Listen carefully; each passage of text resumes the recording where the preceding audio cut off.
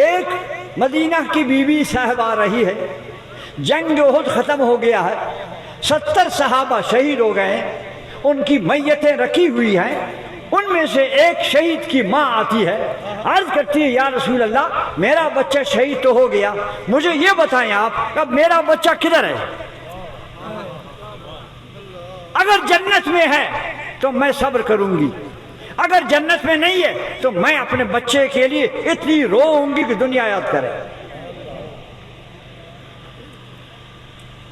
خفتو بنا کہنا سنا رہا لکھے بی بی سو لگے رسول اللہ کا چنا شہید مت سنے، نبی پاروس کا نہیں خبر مگر نبی پاک چنانا والے تھے انہیں اے براویک نبی علم غیب اللہ تے سنے قربان دا نبی کے کوئی چیز ایسی نہیں جو محبوب سے پوشیدہ ہو۔ جب اس مائی صاحبہ نے یہ سوال کیا جناب رسول اللہ نے یہ نہیں فرمایا مائی صاحب تم بیٹھو جبریل آئے گا میں اس کو بھیج دوں گا وہ پوچھ کے مجھے آپ بتا دوں گا، نہیں،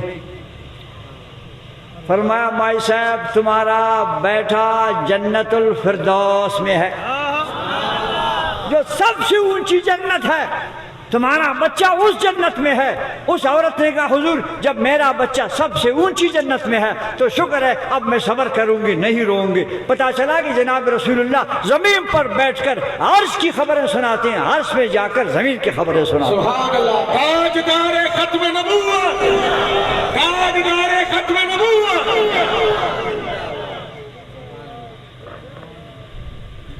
حضور نے فرمایا حدیث شریف میں عبد الرحمن ابن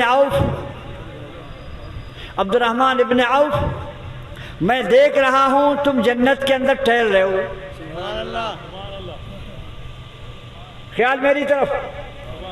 عبد الرحمن ابن عوف صحابی سے رسول اللہ نا نبی پاک تا کی خنا جنت تا نیچر رنگا سے وہ دس کے زندہ ہی ابھی تک وہ زندہ ہے، مرا بھی نہیں ہے۔ حضور فرماتے میں دیکھ رہا ہوں تم جنت میں ٹہل رہے ہو، یہ کیا دیکھ رہے ہیں؟ حضور فرمائے صحابہ کرام کے ساتھ جا رہے ہیں حضور مکہ شریف کی طرف عمرے کے لیے حج کے لیے، راستے میں ایک وادی آ گئی، جنگل آ گیا، فرمایا میں نے ابھی دیکھا یہاں سے موسیٰ علیہ السلام نبی اونٹ پر سوار اور لبیک کہتے حج کی جا رہے ہیں۔ اب ذرا مجھے بتائیں موسیٰ علیہ السلام 3000 سال دنیا سے پہلے گئے، حج اس سے کیا تھا، نبی فرمایا میں دیکھ رہا ہوں۔ سبحان اللہ، ان قوم صرف راوی کی نبی پاکی موسیٰ علیہ السلام خننگا ٹیوٹ خیسن اوچ سے سوارے لبیک فانسا آج جکے ننگا ٹیوٹ اے مسیح 1000 سال مارو دنیا کا نیانے۔ عبد الرحمن ابن عوف زندہ ہے، حضور فرماتے ہیں جنت میں تم ٹہل رہے ہو، بتاؤ مجھے کیا دیکھنا ہے؟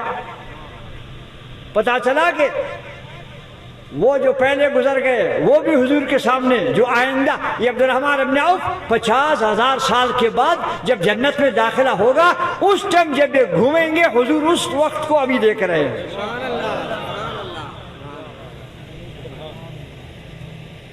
علم غیب نہیں، علم غیب نہیں، علم غیب سے پاک، علم غیب سے پاک، نبی مون نہیں چاہتے ہم چاہے برو کا وقت آتے ہم چاہے۔ اعلیٰ حضرت عظیم البرکت امام احمد رضا خان صاحب نے نعتیہ کلاموں میں قرآن و حدیث کا ترجمہ کیا۔ سر فرش پر ہے تیرا گزر اور سر عرش پر ہے تیری نظر،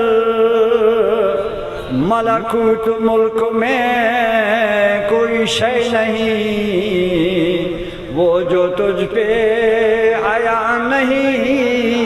سبحان اللہ، ملکوت ملک میں، ملکوت آسمان، ملک زمین، زمین و آسمان میں یا رسول اللہ کوئی ایسی چیز نہیں جو آپ کی نظر سے پوشیدہ ہو۔